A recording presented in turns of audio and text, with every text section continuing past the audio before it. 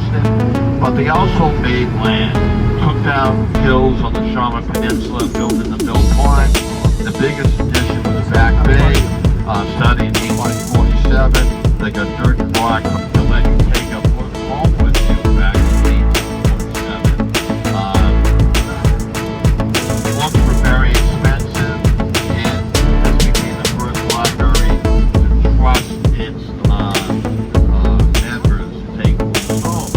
Far haunted here is the old Pyramid Church.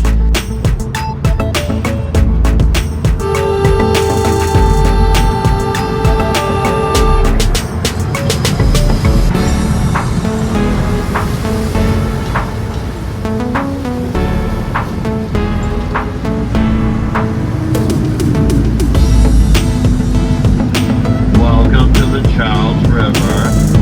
That new noise you hear is a propeller. If we wanted to go back to the aquarium, we would go left, but we're going upriver towards Newton, Walton, Huntington Bridge, so the Henry Wadsworth Longfellow. It goes between Cape. Those are their IDs.